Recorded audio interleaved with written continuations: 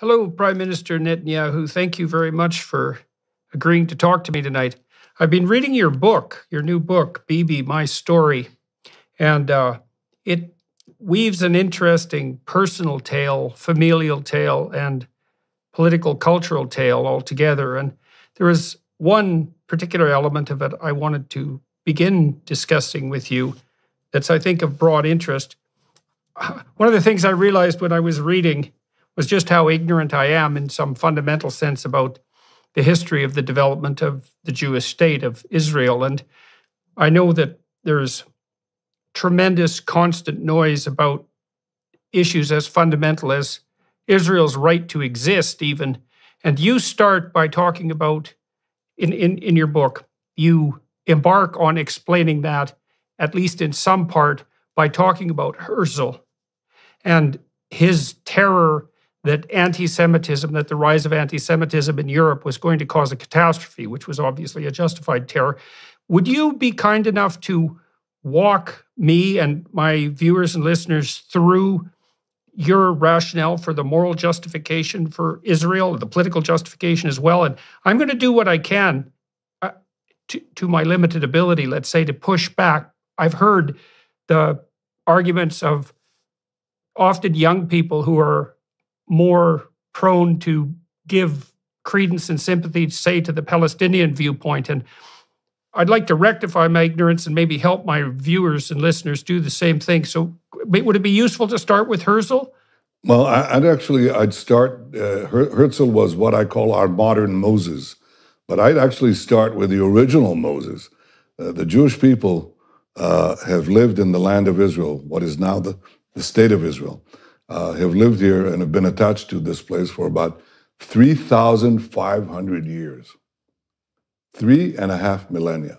Now, for the first 2 millennia, roughly, of that time, we were living in what is described in a text commonly known as the Bible. So the Bible describes how the Jewish people lived on this land, were attached to this land, fought off conquerors, sometimes were conquered, but stayed on their land.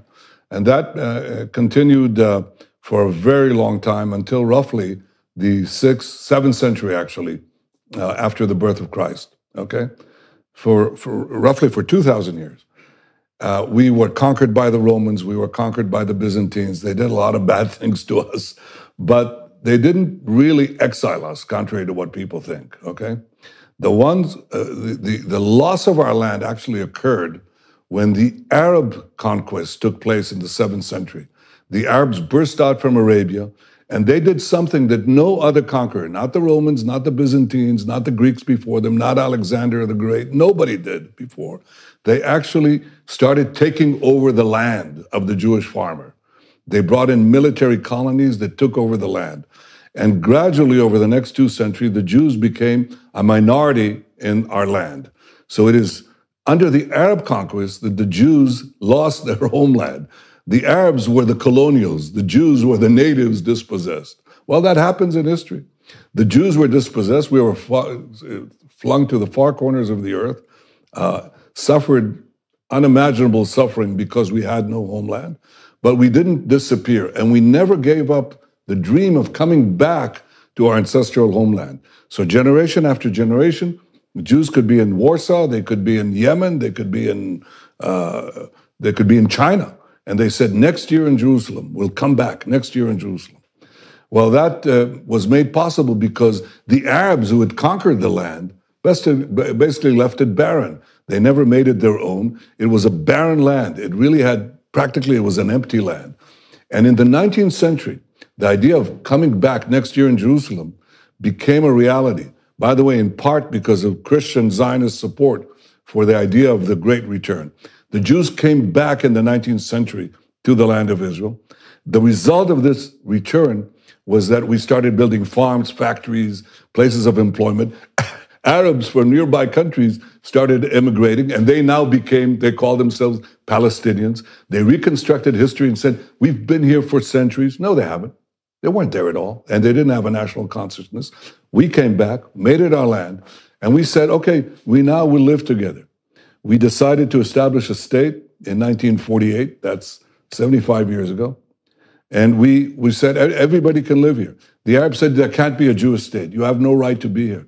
It's our land. It's not your land. It's been our land for 3,500 years. If you took over somebody's apartment, knocked them out, dispossessed them, and they never gave up the claim, and they said, it's our claim, and you left this barren dump, okay? And the families, the progeny of the people you kicked out, came back, rebuilt the house. You cannot come back and tell them, you don't belong here, we're going to kick you out, especially since you're latecomers who've come to live in part of the house, which is what the so-called Palestinians are, okay? We say to them, you can live here, we can live here, but it's our land, it's our state. And the reason this conflict continues is because the Palestinians, who represent the colonial powers, the Arab conquest of the Middle East and beyond, they are saying, you have no right for a Jewish state. Well, we do. If any people has any right to a state, if any people never gave up their dreams of returning to their ancestral home, if any people rebuilt their home from nothing, from barren, wasted land, it's the Jewish people. To tell them, you have suffered more than anyone else. You have never lost your dream of coming back and rebuilding your national life in your ancestral homeland. You have no right to be there. But the Arabs who are trying to destroy you, they have that right. That is a complete perversion of history and also a complete perversion of justice. The Jews belong to this land belongs to the Jews. The Palestinians are free to live here next to us, among us, but they're not free to demand the dissolution of the Jewish state. That is not justice, that is injustice. That's the shortest lecture I can give you about Jewish history. So why do you think the claim that the Palestinians were somehow there in Israel first and have been displaced in a colonial occupation, let's say, by the Jews, why do you think that idea has gained such cachet, not least in the West? Because of ignorance? I mean, what do you mean they were here first? Well, you're familiar with the story of Jesus, right? Jesus was a Jewish rabbi living here 2,000 years ago. He was a rabbi from the Galilee, okay? He came to Jerusalem, he turned the money tables of the tables of the money changers on the Temple Mount. Where did that happen? Did it happen in Tibet? It happened here. Jerusalem was our capital. King David made it our capital 3,000 years ago. So the Jews are here. To try to say that they weren't here and that the Palestinians were here thousands of years ago is ridiculous. Anybody who you can actually Google this and find out how absurd this thing is. So as far as reinventing ancient history, that is unpardonable, because anybody can find out and understand that the Jews were here for thousands of years, the Palestinians weren't here. As far as modern times are concerned, what the Palestinians have said is, and I write this in my book, and I show it because it's so comical. What they say is, we were here, Palestine was a verdant land in the 19th century, teeming with the Palestinians, until the Jews came in, took it over and threw it out. Okay, well, that's what Arafat effectively said in his infamous speech in the United Nations, blaming Zionism, equating Zionism with racism. Well, there's only one problem with that. He said that the Jewish invasion of this verdant Palestinian homeland happened in 1881, okay? The problem with that is that 12 years before, a famous visitor, among hundreds of visitors, named Mark Twain, visited the Holy Land.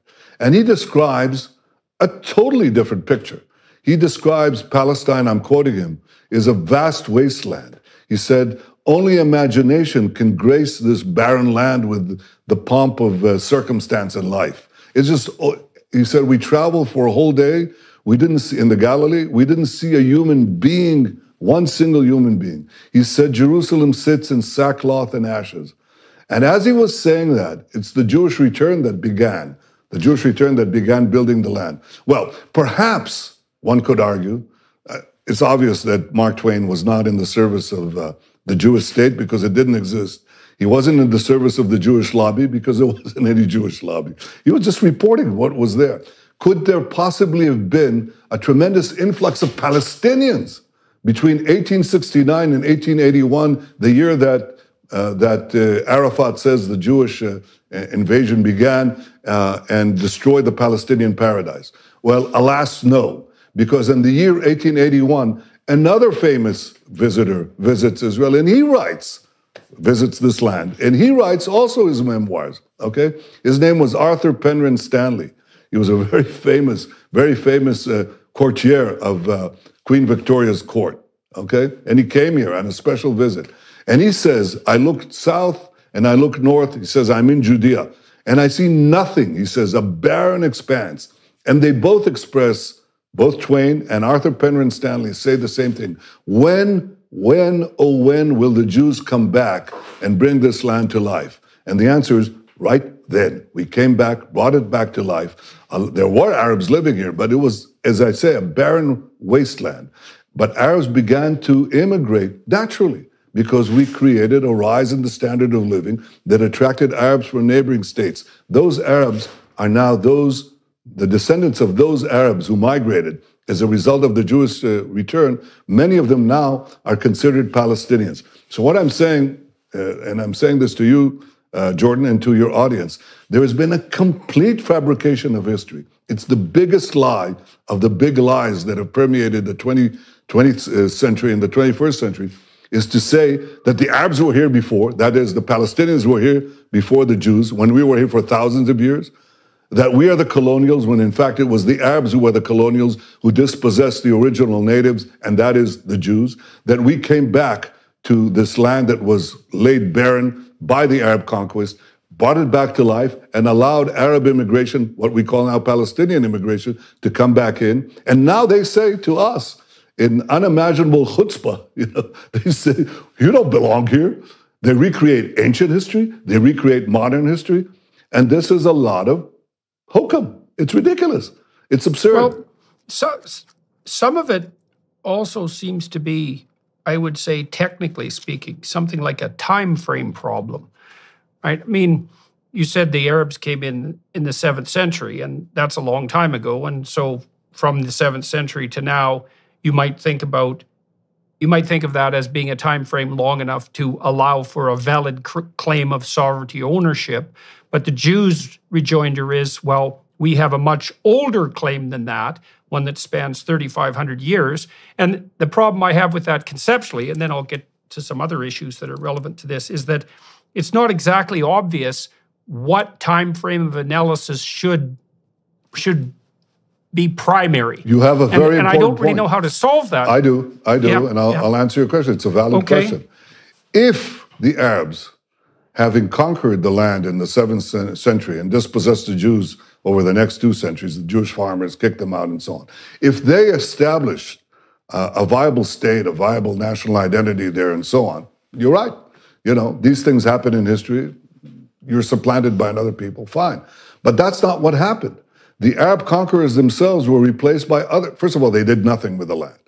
It's just barren. They actually built one town. Mm-hmm. It's called Ramle. That's it. Hundreds and hundreds of Jewish biblical sites and hundreds and thousands of new sites that we built. The Arabs built one place, one town called Ramle. That's it. So they did nothing with the land. Then they were replaced by other conquerors. Other conquerors came in. The Mamluks, the Ottomans, ultimately the British, a series of conquerors. In other words, they took over the land, lost the land, and did nothing with the land.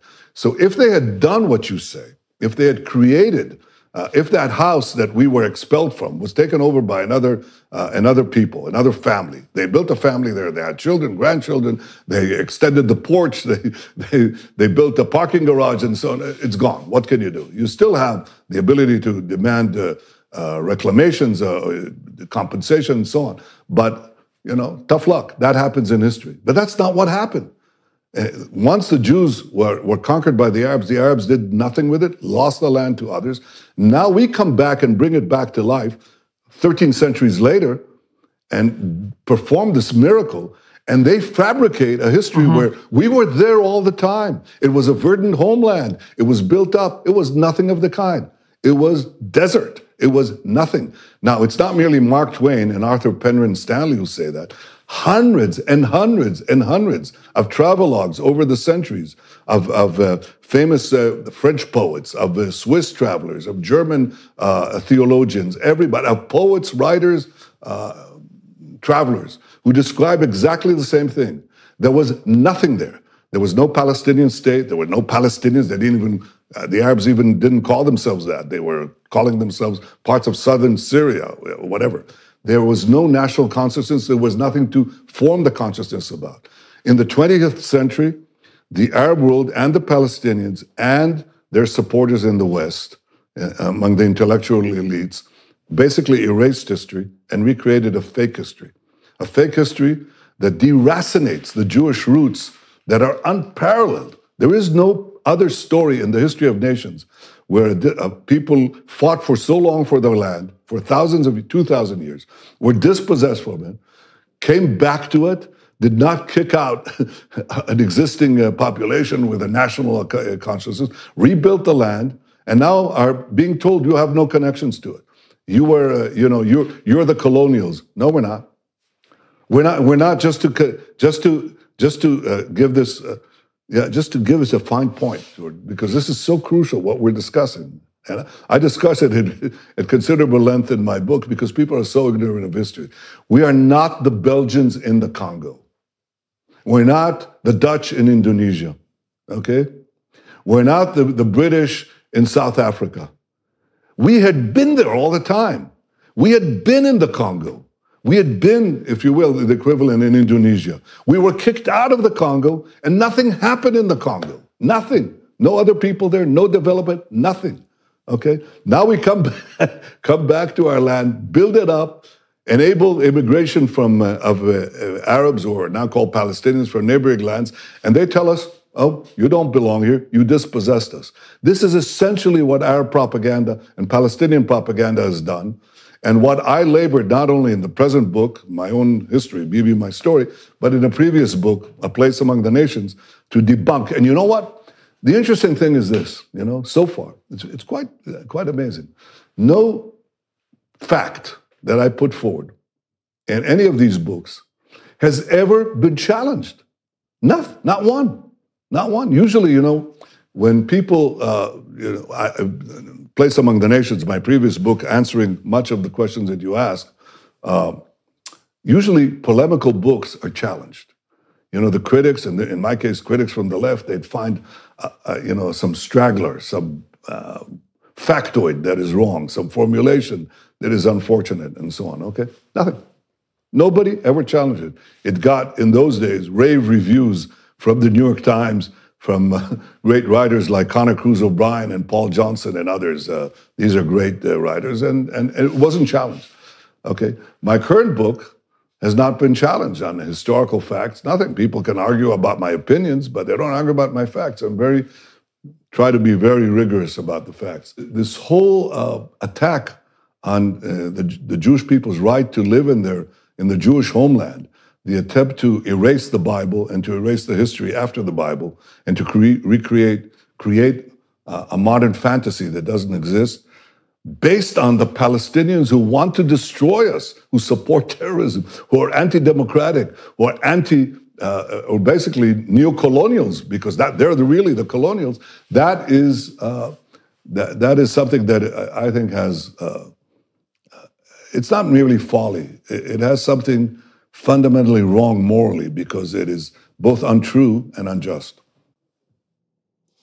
Okay, so the claim so far, if I'm going to say lean in the direction of your argument without leaning too far and too obviously, I would say is something like this, and tell me if I've got it right.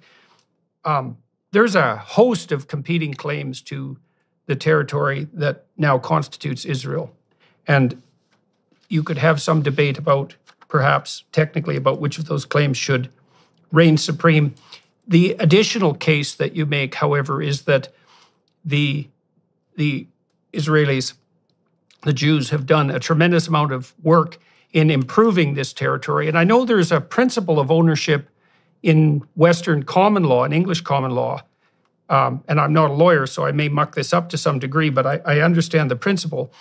If you own territory, a vast swath of land, and you're doing nothing to it, and someone comes and squats on it and spends a lot of time improving it, at some point they actually develop a valid legal claim to the property itself. And so there seems to be something intrinsic to our notion of valid ownership, that if you're going to occupy a territory, you actually have to do something with it that's productive.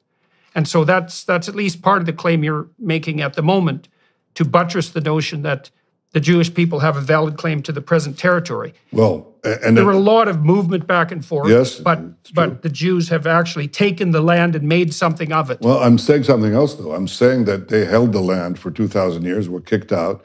The Arabs came and conquered it and immediately lost it to others and did nothing with it. The others did nothing with it. So it was basically, they took over my apartment, okay, a long time ago. The guys who took over, who basically kicked me out, were kicked out themselves. The apartment was left barren, and many decades, in this case centuries later, I come back to this barren mess, okay, this ruin, and I build it up back, and I not only improve it, I not only make my ownership based on improvement, but that nobody else did anything with it. There was no someone else. There practically were no tenants. Right. There. That's my argument. Right. You're also making the case that when the Jews came to Israel, they were doing what they could to coexist with the people who were there, with a sparse number of people who were there, but also to set up a state that would invite other people who weren't Jewish to live there as well. So it wasn't an oppressive regime in any sense. Well, we know what happened. Sense of the word. We know what happened. We know that when 75 years ago, when the state of Israel was declared, you didn't have a single Arab refugee. I mean, the Arabs say now that their enmity to Israel and the reason they went to war with Israel was because of the Arab refugee. But there wasn't a single Arab refugee or Palestinian refugee when Israel was established. In fact, the refugees are the result of Arab aggression and not its cause. And in fact, the Arab onslaught, 5 Arab armies that attacked the tiny Jewish state in its inception, these 5 Arab armies created 2 refugee problems. One, the Palestinian refugees who fled before the advancing armies, being promised that they could come back in a few days because the Jews would be annihilated, driven to the sea. That didn't work out, thank God. But in those 5 Arab states, there lived many Jews. Those Jews were summarily kicked out after our War of Independence. So the Arab onslaught on Israel, on Israel's inception, produced 2 refugee problems. One, Palestinian refugees, Arab refugees, we call them Palestinians. And the second is Jewish refugees. Now, Israel, with less than 1% of the total landmass of the Arab states, takes in the same number of refugees, Jewish refugees, as you had Palestinian refugees. You don't see them here. They're integrated into our society, into our government, into business, into everything. We solved, without the cornucopia of Arab oil, we solved our refugee problem caused by the Arab onslaught on Israel. The Palestinian refugee problem is kept alive by the Arabs that have 100 times more land, infinite oil resources. They keep it alive as a battering ram to produce exactly the propaganda that you say. So basically what the technique of Arab propaganda has been, and I describe it to some extent in my biography too, because you have to understand it. You have to see it to believe it, is to turn the results of Arab aggression against Israel into its cause. They first did that with the refugees when Israel was established. They then didn't accept Israel's right to exist, even though we were a tiny country. They tried to attack us again 19 years later and destroy us.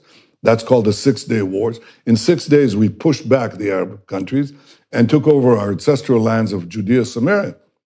And again, what the Arabs did is exactly the same thing. They said that our occupation, our so-called occupation of the heartland of the Jewish people, Judea and Samaria, that produced the war. No, that didn't produce the war. It was the result of their attempt, their second attempt, to annihilate us. So this technique of reversing causality, that is, accusing Israel, basically turning the results of Arab aggression into its cause, is again one of these ways of creating the delegitimization of Israel. The reason we have not had peace with the Palestinians is not because of the Arab refugees. There weren't any when they attacked us. The reason is not the territories. We didn't control these territories. They were in Arab hands before the Six-Day War. All of these things are a result of the Arab aggression. And what is the cause of the Arab aggression? It's the persistent Arab refusal to accept a Jewish state in any boundary in our ancestral homeland. And if you remove that, you get peace. Now, how do we know that we get peace? Because this persistent Arab refusal has dissipated. It's dissipated over time. As the strength of Israel, as I describe in my book, as Israel becomes not merely a fact, but a permanent fact in the Middle East, so they know they can't get rid of it. So Arab countries begin to make peace with us. And I had the privilege, which I describe again in my book, of forging 4 Arab peace agreements, 4 peace agreements with Arab states, because that barrier, that obstacle of refusing to accept a Jewish state at any boundary has disappeared. Where does it persist? In the Palestinians, who are 1% to 2% of the entire Arab world, wagging the, it's the tail wagging the dog. Or they tried until recently. They were quite successful in wagging the dog. Palestinians, cling on to the fantasy of eliminating Israel, denying us our historical and present rights to live anywhere in this land, refusing to any kind of practical compromise, refusing to accept the declaration of Israel in the UN, the partition resolution. We did, they refused, refusing any kind of realistic negotiation for peace. What has happened, and here's what happened, Jordan. For the last quarter of a century, after the initial peace treaties with Egypt and Jordan, for 25 years we had no peace treaties with any Arab country because the elites, the foreign policy elites and the experts and the intellectuals explained, you cannot make peace with the rest of the Arab world unless you make peace first with the Palestinians. There's a problem there. Right. Well, you can't because the Palestinians are not interested in peace with Israel. They're interested in the peace without Israel. They're not interested in a state next to Israel. They're interested in a state instead of Israel. So if you wait for the Palestinians, you'll wait another quarter of a century, another half century, another century. You're not going to get anywhere. I had to break that logjam, and I describe how I did that in my book. I had to go around the Palestinians, go to the United Arab Emirates, go Bahrain, Morocco, Sudan, and make peace with them. Why did they change their attitude towards Israel? They changed it because of the result, the growth of Israeli power.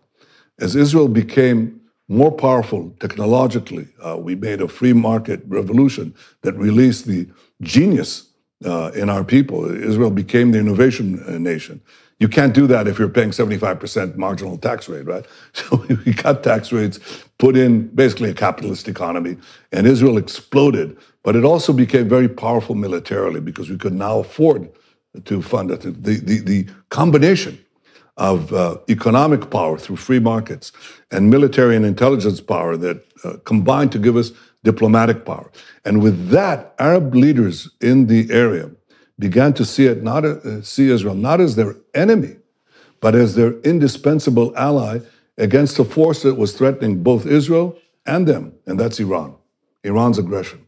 And secondly, they saw the innovation nation that is Israel as a fount of tremendous technology that could better the lives of their people. And therefore we made these historic peace agreements in record time because now we were no longer bound by the Palestinian straitjacket that you're familiar with in Toronto and in New Zealand and so on. The Arab world is not there. Some of it is, but a lot of it is changing. And so my idea is, how do you solve the Palestinian problem? Anytime they want to truly sit down and negotiate, be my guest. I'll be happy to do that. And I've tried that in the past. But in reality, I took a different track. Instead of saying, first we'll solve the problem with the Palestinians, then we'll solve the problem with the Arab world, I actually reversed it. I said, let's go to the Arab world and let's get peace with the Arab world and then circle back to the Palestinians. If they're ready to come before, fine. But if not, let's get peace with 99% and then try to make peace with the 1%, as opposed to let's try the implacable 1% and wait until we get to the other 99%. That's a complete reversal of concept. It's still being challenged. You'll see some of the old guard still saying, no, we have to, we have to go to the Palestinians before we go to the Arab world, and we'll never get peace.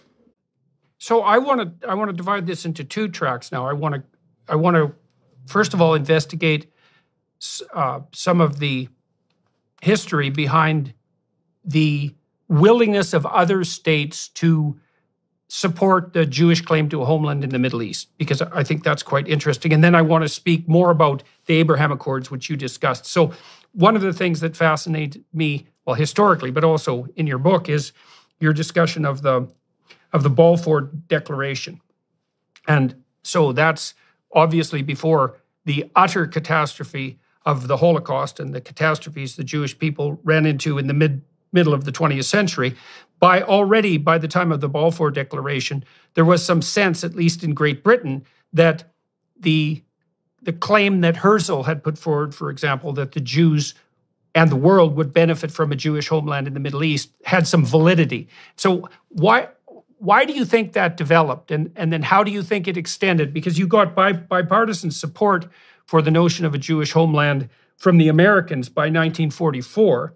And then, of course, there was the UN 1947 Declaration. So it's not as if the Jews imposed this vision on the Middle East by themselves. There was support all over the world. And so could you walk us through how that support developed, and why you think it developed? Yeah, it developed because certainly in the 19th century, in the early 20th century, there was the propaganda that I've described, rewriting history, had not taken root. And most educated people knew the history of the Bible, the history of the Jewish people, their dispossession, what they thought were the horrors that the Jews suffered in their exile and dispersion, which was nothing compared to what was going to come later in the Holocaust. But that was enough for them.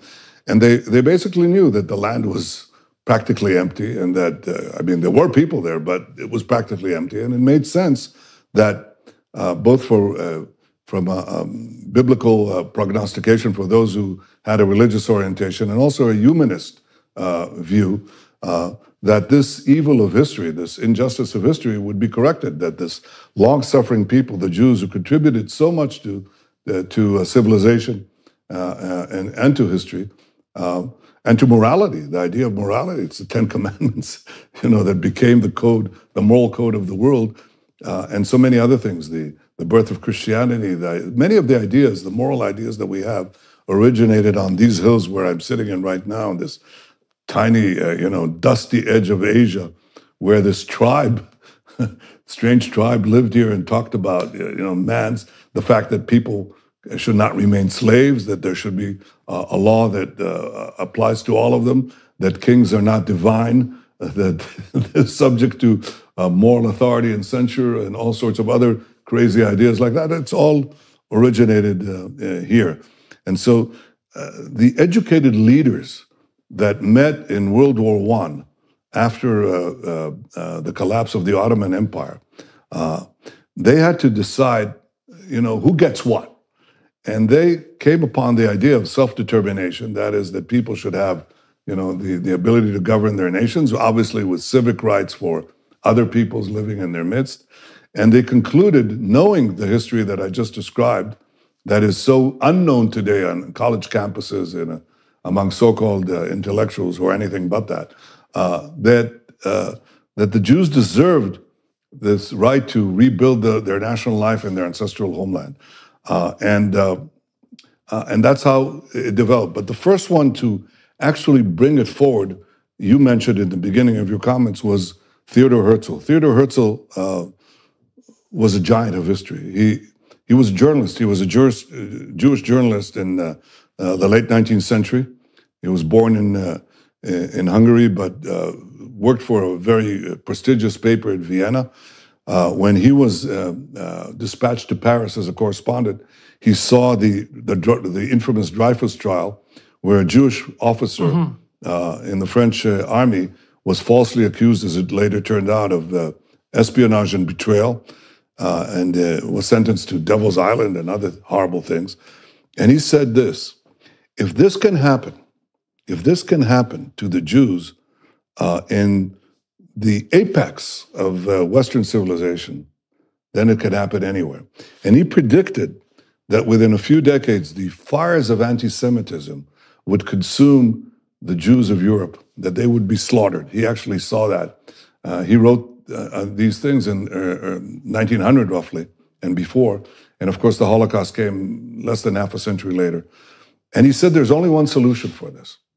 The solution is to have the Jews, the solution is not going to be to integrate the Jews in societies, because that's not going to work. The solution would not be to eliminate nationalism through communism and other cosmopolitan internationalism. That's not going to work either. And in fact, he was right, because so much of anti-Semitism came from Stalinism and so on, okay? It's not merely Nazism, it's Stalinism too. So either thing, it's not going to work. He said there's only one solution. The Jews should have a nation of their own, that is, a country of their own. And he sought to persuade first the German Kaiser, and after that the Ottoman Sultan in Istanbul, to give the Jews a state of their own, and he didn't succeed. He died after 8 years, that's it, 8 years. But in these 8 years, he launched this movement that turned the dream of ages, century after century, next year in Jerusalem. He turned it from a prayer, from a dream, into a practical plan. My grandfather, Nathan Milikovsky Netanyahu, he was enthralled by Herzl. He became a tremendous speaker at the age of 20. Thousands of people crowded to hear him throughout Europe, Eastern Europe, Poland. There were records, press records, which I give there, how people fought each other. They broke windows. They fought physically to hear this young man speak about about Herzl's vision coming back to the Jewish homeland. Well, Herzl died. He died too early. And his followers continued the dream even though he was dead. My grandfather was one of them. My father was one of them. But they didn't succeed. So now we fast forward. In 1917, they succeed partly because the British Empire, which now, after the defeat of the Ottomans, controlled what is now the land of Israel, decided to give the Jews a homeland. They didn't say it's state yet, but they said a homeland. It was clear it was a corridor to a state. This was met by fervent Arab opposition by many of the Arabs who had immigrated to Israel, to what is now the land of Israel. They said, no, stop, can't come anymore, okay? They decided, we're just going to oppose any Jewish land. And the British backed down. They backed down from the so-called promise they gave. It's called the Balfour Declaration, where they promised the Jewish homeland. They backed off, okay? And now the Jews are stuck. They're in Europe. They can't migrate because Jewish immigration was effectively blocked by the British, who betrayed their promises to the Jewish people. And now Hitlerism rises. 1933, Hitler rises to power. My father, who later became a great historian of the Jewish people, he's all of 23 years old. And here's what he writes with the rise of Hitler. He says, Hitlerism will annihilate all the Jews of Europe, and it's racial anti-Semitism that would consume every last Jew. And the only way we can fight it is to persuade the civilized world that it is not only the Jews who will be annihilated or threatened, it's their civilization too. This young Ben-Zion Netanyahu, 23 years old, writes in 1933, if more people had heeded what he wrote, then perhaps we would have avoided a tremendous catastrophe that occurred to my people, but also to the 60 million who lost their lives in World War II. Well, they didn't. Now, my father saw this coming, and a few years later, he went to the United States in World War II, and he sought to recruit American public opinion. He's a young man in his early 30s. He's trying to recruit American public opinion to recognize that it's not merely for the sake of justice, doing justice with the Jews who are being incinerated in Europe. It's for American interest and Western interest to have a strong Jewish state, a strong Jewish state. And finally, he makes his way up the ladder because one official hears him, brings him to another, because he argued something that no Jew had argued before, no Zionist leader argued before. They all argued the moral case, which we've been discussing at some length in this program. But my father, he didn't abandon the moral case. He argued it with great passion. But he turned, when he talked to statesmen, as he taught me, when you talk to public opinion, you talk about justice. And you have to argue the justice of your cause. That those who are unjust do the same, so you may as well do it to protect yourself against the people who lie, the people who cheat, or present themselves as moralists while they blow up babies deliberately, okay? Speak of human rights while they trample human rights. You have to argue justice and speak the truth. But when you speak to statesmen, as my father told me, you have to tell them, you have to speak of interest. That is what my father did. Mm-hmm. And at the end of World War II... Well, that seems to be what you did with the Abraham Accords. Exactly right. That by allowing or by facilitating Israel's development into an economic powerhouse, exactly right. You also made the country, you helped build the country into something that could be practically allied with, as well as, let's say, making them simultaneous moral exactly. case. And that's really... You hit exactly on the vision, because my purpose in life, inherited from my grandfather and from my father and my fallen brother, my brother who fell while leading the most celebrated rescue mission in modern times, the historic rescue of Entebbe, where he died. I described that moment when I learned about it in some detail, and also what happened there, which is not fully known.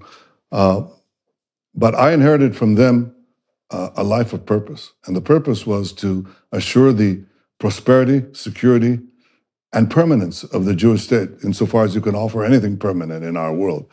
And to do that, I realized that Israel had to be not only to fend off the false claims that tried to deny its legitimacy as a state and our historic rights and our ancient homeland, but quite separate or complementing that is to make Israel very powerful, because history is very unkind.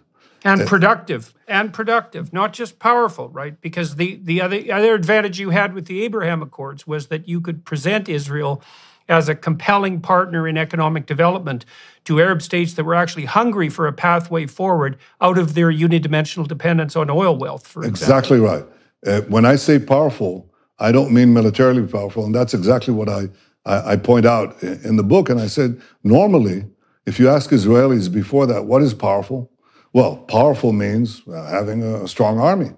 I concluded very early on, having served in the army, I served in a special unit, an elite unit, and I described my brushes with death and clandestine missions and far into beyond the lines of enemy lines, and many firefights that I was in. In one, I nearly drowned in the Suez Canal. In one, I was shot while rescuing, while taking part in a rescue of hostages in a hijacked plane, and so on. So I had intimacy with the military, obviously, because I also served for 5 years in this special unit as a soldier and officer. And it's a big adventure story, as you must have read. But I understood early on that to have military power, you have to pay for all these things. You have to pay for F-35 aircrafts. You have to pay for submarines, for tanks, for drones, for cyber, for intelligence, all very expensive. How are you going to pay for it? Oh, well, in Israel, semi-socialist Israel that I grew up in, it's very obvious. You tax the rich. Well, the problem with that is you don't have enough rich people, and they're all going to leave to other places with lower taxes. So I figured that the way you can actually enable Israel to be strong militarily is you have to make it strong economically. But to make it strong economically, you have to completely overhaul Israel's economic system from semi-socialism to free market capitalism. And I entered public life essentially with that view. And I became first prime minister, then finance minister, and again prime minister. And I led a free market revolution that turned Israel from basically a supplicant to one of the most advanced economies on earth. Just to give you an example, when I was first elected prime minister, Israel was well behind all the Western European economies, certainly the United States and Canada, in terms of per capita income.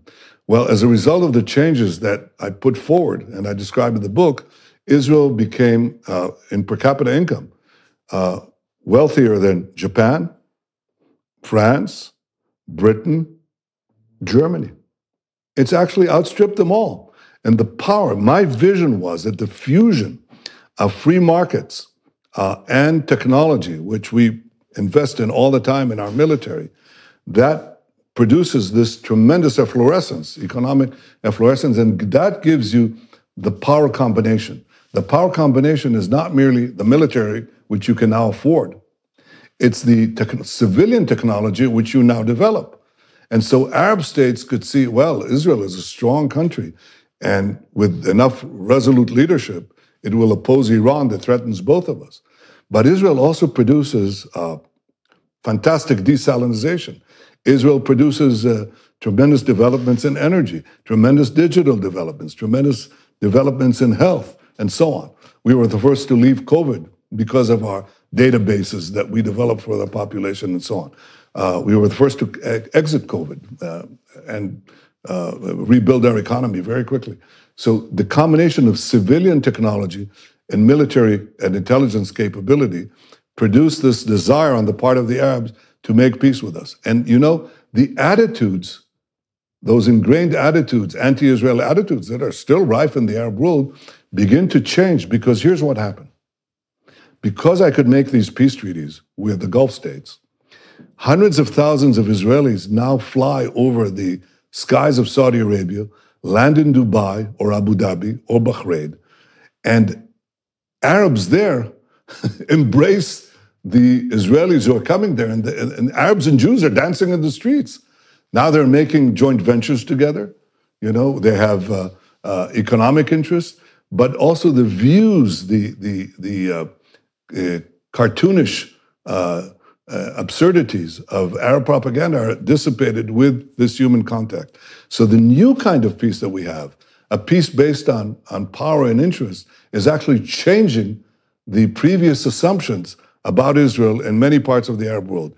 My goal, and I say this openly, my goal, if as I hope I'll form a government very soon, is to continue the expansion of the circle of peace to the rest of the Arab world. But I don't think it's going to be actually a quantum leap again, because there is a country there that is a close neighbor that is extraordinarily important, and that's Saudi Arabia. And if I can achieve a Saudi-Israeli peace, we will be well on the route of ending the Arab-Israeli conflict, and we'll be left with the Palestinian-Israeli conflict. But it will be a lot more manageable, and we will have changed history. The idea is peace through strength. It's an old idea. I didn't invent it. But the strength that I'm talking about is the combination of economic, military, and diplomatic strength. I call it the three pillars of peace. Could you walk us through what you did on the economic front? I have two questions there. What did you do on the economic front to move Israel from a relatively far left-leaning socialist state to a free market economy? So I'd like to know the details. And second, why do you think that, given the radical success of your free market maneuvers, that the more socialist vision was so attractive to Israelis for such a long period of time?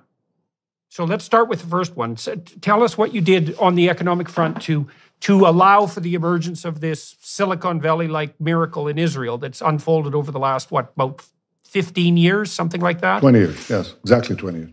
20 years. Well, the first thing I did was, if I can borrow a phrase from the Clintonites, never let a good crisis go to waste. We had a tremendous economic crisis when I took over as finance minister in 2003, horrible things. And the country was still along semi-socialist lines. And I decided, and most people thought it was because of the collapse of the dot-com markets, if you remember that, which it was, but it was a tiny factor of it. It wasn't a really important one. Or they thought it was because we had terrorist attacks, which was also part of it.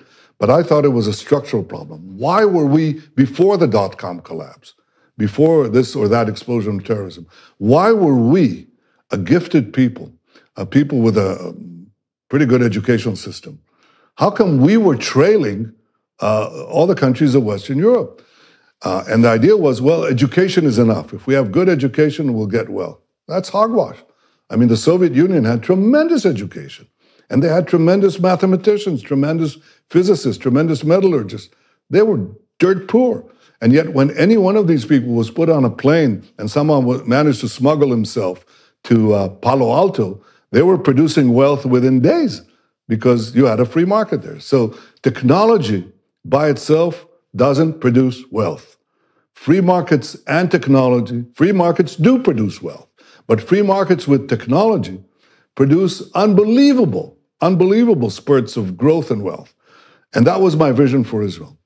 I had this crisis now, and I said, in a crisis, I could do imponderable things. I could do things which were never accepted. So what I did was, I spent, first of all, I was told by my advisors, having been prime minister before, and now being a prime minister in Sharon's government, they said, who was in his 70s, they said, look, if you want to be prime minister again, whatever you do, don't take on the finance ministry because you'll have to cut budgets, you'll have to do horrible things, and you'll never be prime minister again.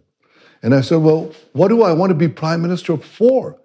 It's to push back the Iranian threat, including their quest for nuclear weapons, and to liberate the Israeli marketplace, so the Israeli economy. So if I achieve at least one of those goals, that's a pretty good thing. They said, okay, but remember, you'll never be prime minister again. This is 20 years ago, okay? I became finance minister, used the crisis. After 3 weeks of working 20-hour days, I put forward my vision to Israel, which answers your question. I said, I fell back on a vision because people were living, exactly as you say, in semi-socialist Israel. They were awash with false economics, basically saying, divide the pie, don't increase the pie, okay? That was basically what they all grew up with, and unless you get mugged by reality, it's very hard to change it. But we were being mugged by economic reality again and again and again, and we didn't change it. Now comes my opportunity. 3 weeks into my taking up the finance ministry, I give a press conference. And I fell back on my first day in the military, in basic training. It's a long line. The company's put in a long line on a big square, and the commander points to me, and he says, you, Netanyahu, look to your right. Put the man on your right on your shoulder. I did. He then looks at the next guy, puts the guy on his right, on his shoulder, and so on. Well, I had a pretty big guy on my shoulders because the commander blows the whistle. Barely took a few steps together. This is a race. It's called the elephant race. The guy at the bottom is the elephant. The guy at the top rides the elephant. The next guy was the smallest guy in the platoon in the company, and he had the biggest guy on his shoulder. He collapsed on the spot. The third guy was a big guy, and he had a relatively small guy, and he shot off like a rocket and took the race. And I said to the Israeli public, all national economies are pairs of a private sector, of a public sector sitting on the shoulders of a private sector. The private sector is the one that produces the wealth, or most of it, okay? The added value in the economy. And in our case, the public sector became too big, and we were about to collapse. We were about to collapse like the guy next to me. So here's what we're going to do. We're going to put the fat man, this became known as the fat man, thin man example, and taxi cab drivers and comics spoke about it. It actually went into the Israeli cycle. Mm-hmm. If you ask people now in Israel, fat man, thin man, they know what I'm talking about. The fat man at the top, okay, we're going to put on a strict diet. Very hard to do politically. You're going to cut government budgets, okay? And the thin man at the bottom, we're going to put a lot of lungs, a lot of oxygen in his lungs. And what is oxygen? Well, many things. But number one, number two, and number three is low taxes, low taxes, low taxes, because that's why people risk, that's why they work. That's why, because they don't want to pay it to the fat man at the top. They want to have it themselves. And once we have that, we have to, the guy can race forward, right? Run forward and take the race compared to other economies. Well, not true, because as he begins to run, he hits a ditch, and then he hits a wall, and then he hits a fence. And these are called barriers to competition. We have to deregulate the excessive regulation that semi-socialist Israel had, and still has to some extent, but we've done a lot there. So it's three things: compress the fat man, lower taxes, and do other things to make business very attractive and easy, and remove barriers to competition. And frankly, that's what I did. I don't describe the 80 or so major reforms that we did, but I did them in a crisis. And the reason I could get away with it in a crisis is because, things are so bad, they were so bad that they let you do it. But I paid heavily, and I almost disappeared from politics. When I later ran for, as the leader of Likud, my party compressed to 10% of the Knesset. That's it. Right now, we're the biggest party. But I was merely destroyed. So my advisors who told me, don't take the finance ministry, weren't that wrong. I was declared dead. Having survived several brushes with death as a commando soldier, I now survived a brush with death politically. So I was eulogized. People said Netanyahu did great things in the economy, but he's dead.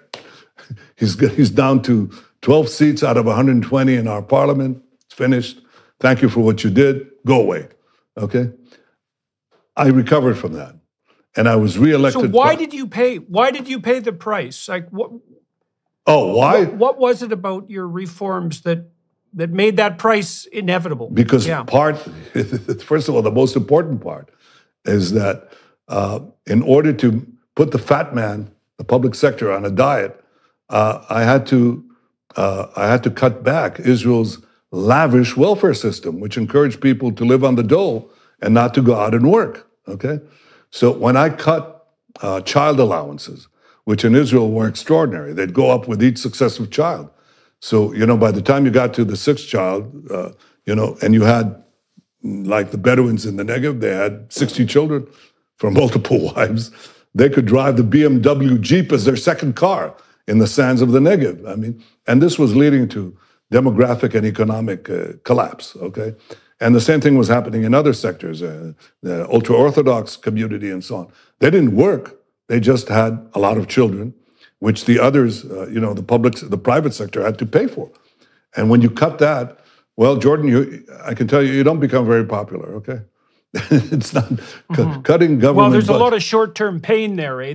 There's short-term immediate pain that's concrete for a lot of people when you cut. And if the benefits only kick in the medium to long term, then you have obviously a problem of emotion. Well, I'd the like cost it is to up front and the benefits later. You're absolutely right, and you have to be prepared for that. That's what leaders do. If you want to lead, you have to have a purpose, and your purpose has to be beyond yourself, and you have to be ready to shed political blood, your own. You have to be ready. Otherwise, you can't lead. Otherwise, it's meaningless. You're always looking at the polls. You're always looking. Do you have a vision of what to do? I had a clear vision, and I wanted to make Israel a power among the nations. And the things, and I paid for it, and I nearly died politically. In fact, I was eulogized twice because you got to realize that I checked. Somebody showed me the statistics the other day.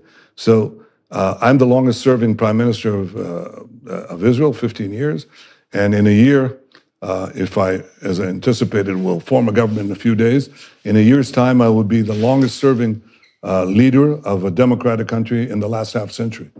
But I'm already beating the odds in a different way, because a lot of people came back once from political death. That's happened.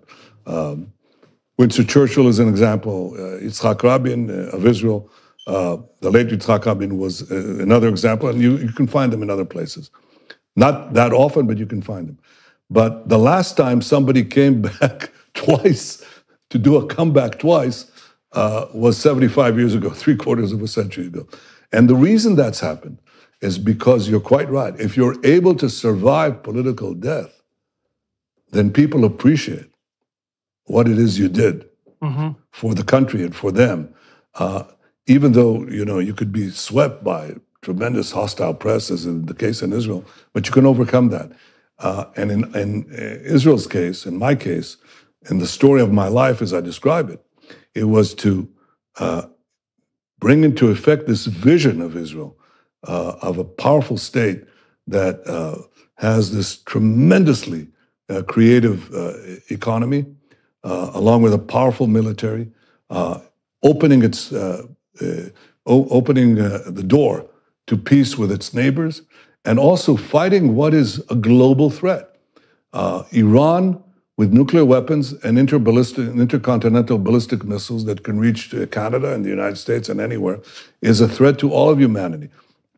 And by protecting Israel, by fending them off, I, of course, protect Israel, but I think we protect the larger international community. People appreciate that. That's why I'm sitting with you a few days before I expect to go back into office, because we can have this free-ranging conversation now. I can talk about my book, which I unabashedly am trying to plug in this conversation, and I urge you to read it for two reasons. One, as you say, to understand better the history of the Jewish state, the Jewish national movement, Zionism, that led it, the reality of the Middle East and how it's changing, by the way, for the better, the threat of Iran, all of these things, and my contacts with the successive American presidents who are very different from one another, and I've had to deal with quite a few of them, and it's an interesting story. But I think beyond that, I think it's to live a life of purpose. Okay, well, you had to be guided by and have faith in principles that were outside of short-term advantage in order to do what you did. And that's the story that you lay out in your book, and that seems to be in accordance with the facts on the ground. When you, in your political experience, no doubt you've dealt with political leaders who have a vision and who are abiding by principles, and then you have dealt with political leaders who don't. And one of the questions I have for you as a consequence is, what is it that you think that the leaders who aren't guided by principle and vision, what is it that they're pursuing? And in your experience, is that more common on the political front than guidance by vision and principle? In general, yes, it's more common. And that's why people don't have high respect for politicians. They speak of principle, but they're usually interested in personal power. For me, power by itself is meaningless. Power for what? I mean, I can make a better living outside. Well, that's what I'm asking. Yeah. Well, that's exactly what I'm asking. I don't understand the drive for power, so to speak, or authority or influence outside of the realm of guiding principle, because it like if it's just a shallow hedonism, let's say, or a desire for acclaim, I would think also there's easier and more productive ways of pursuing that. I certainly agree with you. You're right, because Israeli politics isn't exactly a walk in the woods. I mean, or a rose garden. It's very cruel. And my family and myself were subjected to incredible calumny and slanders and lies. It's horrible. So unless you have an overriding purpose, there's no point. To come back twice from political death, to have been eulogized, usually unfavorably, you don't come back for the perks of power, which are absurd anyway. I mean, anybody who can earn a living will do better than what heads of state get in the Western world. They're forced into it's nothing. I mean, believe me, you get better accommodations when you're in the private sector. So that's not the reason. For me, right. As I said, I've lived a life of purpose to revamp, to assure Israel's permanence. My father and my grandfather worked very hard, labored very hard to assure that the Jewish people would come back, would have a state. And I worked very hard to assure that they'd keep a state and that state would become a power among the nations. By the way, the University of Pennsylvania has this annual poll in which they asked 17,000 opinion leaders in, I think, 20 countries to rank the powers of the world. And in the decade that I led Israel, between 2010 to 2020, Israel was consistently ranked as the 8th power in the world. Now, you got to understand, we're 1/10 of 1% of the population of the world. You know, we're going to reach 10 million soon. Ahead of us are countries with billion people, hundreds of millions of people, tens of millions of people, and below us the same. But we stand out, this tiny, tiny country. And the reason that's so is because I put this vision that is my purpose in life into being, but it's the jury is still out. It's not that you can sit on your laurels. I can't say, oh, well, and I'm coming back in. I've done it. I wrote my biography or my autobiography. That's it. No, you have to constantly work at it. You have to constantly increase the economic power, increase the innovation, increase the circle of peace, expand it, and block those who would who trample us. And it's not automatic. It's not obvious that history will be kind to the good. It's not true. History has been kind to the bad. History has been kind to the worst people. I mean, Genghis Khan ruled ruled a good chunk of the world for over a century and created horrible, terrible horrors. The Roman Empire, you could judge it this way or that way, but they ruled through the force of arms and subjugation for centuries, okay? The history, Martin Luther King said the arc of history bends towards justice. Maybe so. But that arc is very brittle, and it could be broken by the darkest forces. And there's lots of variability. Lots of variabilities. And right now, the darkest force in our immediate vicinity is this horrible regime in Tehran, in Iran, that everybody can see its horrors, what it's doing to those incredibly brave men, incredibly brave women who are dying on the streets there. And that, if I say that the arc of history will bend towards catastrophe, if these ayatollahs, these thugs, these theological thugs would have nuclear weapons and the means to deliver them to every part of the earth. So I've made it my life's mission, so far successful, to prevent them from having that. But it's an ongoing thing. The jury is still out. There are many things. It's not guaranteed. Right. Well, part of the reason you were able to offer something attractive to the Arab countries with whom you signed a peace accord was because you had something to offer, as you mentioned before, in relationship to Iran. And so let's talk about the Abraham Accords a bit more. Now, you're going to be moving back into office in the upcoming weeks in all likelihood, and you indicated your continuing interest, for obvious reasons, in expanding the Abraham Accords, and you mentioned Saudi Arabia. Can you explain a little bit about your vision of the most likely pathway forward on the Abraham Accord front? Are the Saudis next to sign, so to speak? Is that beckoning on the horizon? I can't speak for them, but and the Saudis are tremendously important. I think it should be understood. It's not just another country that would be added to the roster of peace. This is by far the most significant and influential Arab country, although there are some remarkable examples of achievement in the United Arab Emirates and other places in the Arab world. But the Saudis undoubtedly are in a category of their own. And yes, I would like to have peace with them, certainly begin with normalization. But you have to, the answer is, will they be there? First of all, where are they? This is an interesting question. There's no way that we would have been able to achieve the peace accords, the normalization accords with the Emirates and Bahrain without tacit Saudi approval. There's also no way that we could fly above the skies of Saudi Arabia without Saudi approval. There's no way that I could speak the other day, as I did, when the elections results were known, with my Saudi friend, Muhammad Saud. He's I call it the Likud branch manager. He speaks on Saudi internet, okay? And he congratulates me, and he says, Bibi, we're for you. He speaks Hebrew, by the way. We're for you. He visited Israel. There's no way that this is done without approval. Why did this change take place? And that could be an indication of where we go from here. The quantum leap in our relations with the Gulf states took place in 2015 when President Obama, when the a joint session of Congress invited me to speak before it on the impending nuclear deal that President Obama was going to sign with Iran. Even though I knew that I couldn't reverse it, I couldn't get 2/3 majority in the Congress to resist it, I thought I could get a majority to oppose it, and I did, consisting not only of Republicans, but quite a few Democrats. But I knew I couldn't get 2/3. I can't get 2/3 in our Knesset, in our parliament. I certainly couldn't get it in the American Congress, but I went to speak there. And I spoke. By the way, Jordan, I described the speech. I never prepared for a speech like this in my life. And I prepare my speeches right up to the podium. I change them on the podium. I'm a stickler for the precise words. So, I came into, just as an aside, I came to Washington. You'll read this in the second part of the book.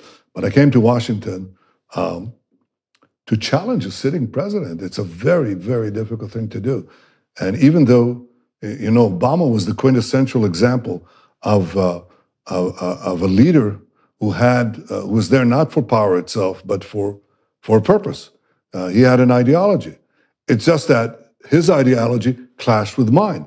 He believed that peace will produce power, and I believe that power produces peace. And if you ask me to do a peace treaty that will basically leave me shorn of my power, it won't last for 5 minutes. So we had a difference of views, but it clashed, literally clashed, with the question of the Iran Accords, which I thought merely paved the way for Iran to become a military nuclear power, which will threaten all of us. So I, not lightheadedly, but after considerable deliberation, went to Washington. I arrived in Washington the evening before. I'm going to go over the speech, and I try to practice the speech, and my sinuses are clogged. I have that condition.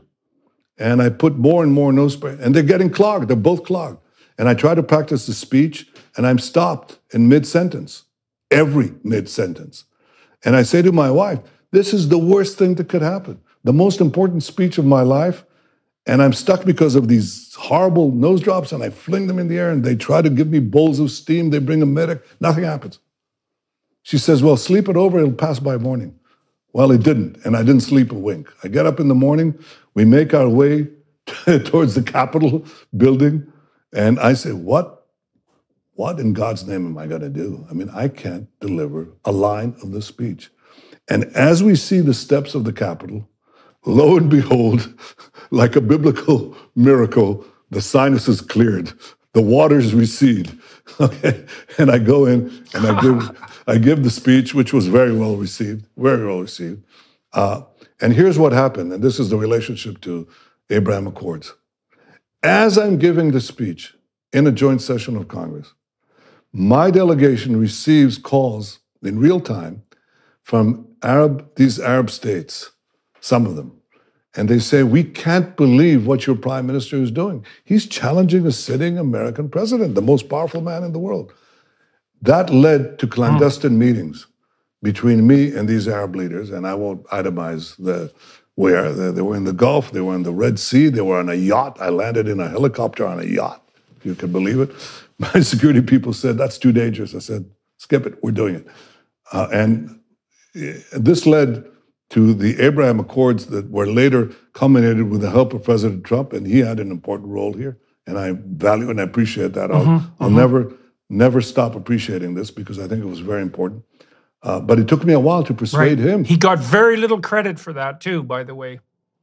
Well, he got all the credit from me, but it took me 3 years to persuade him because he was going down the Palestinian rabbit hole.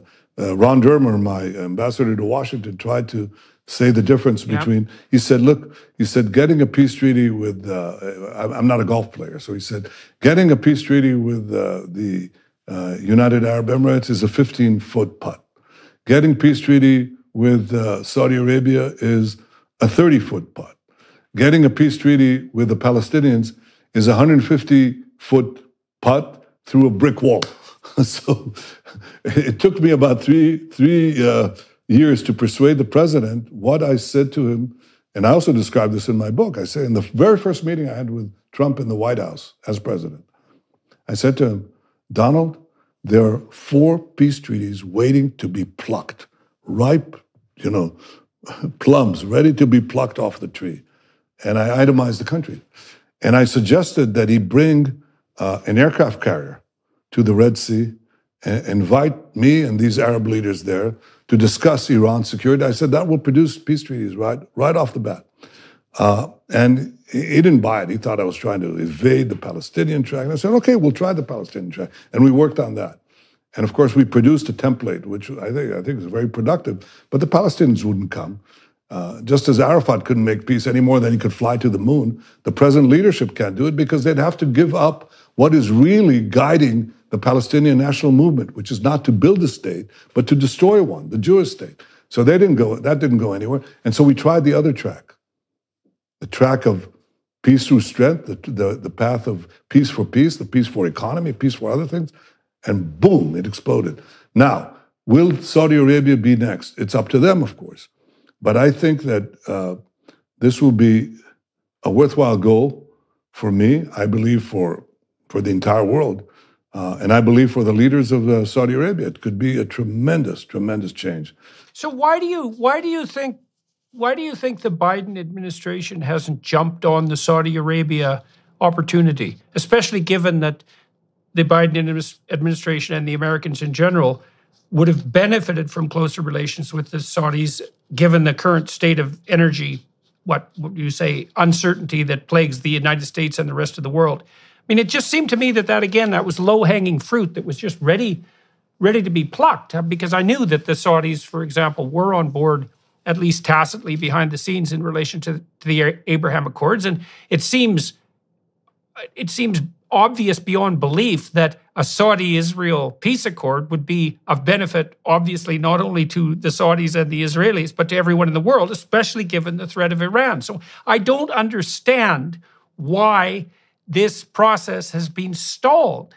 And so what are your feelings about that? Well, probably for two reasons. Of course, I'll have an opportunity to speak to President Biden, who's been a longtime friend. 40 years we've known each other since we were both young men. I came to Washington as a diplomat, young diplomat, and he came as a young senator. So I definitely intend to take it up with him. I think there are two schools of thought that push back this obvious opportunity that you described. The first is the Palestinian straitjacket that says, and it still lingers among the foreign policy elites. I mean, they've been at it for decades. They can't let it go. They say, well, no, you have to. Right. Peace means peace with the Palestinians. Peace in the Middle East is not in the Middle East. It's peace in the tiny part of the Middle East between Israel and the Palestinians. But peace with the entire Arab world, that's not peace. Or you can't get to it before you get through the 150-foot putt through the iron wall, which means you'll never get to it. Right. So that's the lingering thing among the foreign policy elites. May be changing because the Abraham Accords sort of started shaking people up to see that there are other opportunities, broader opportunities for peace than they ever imagined.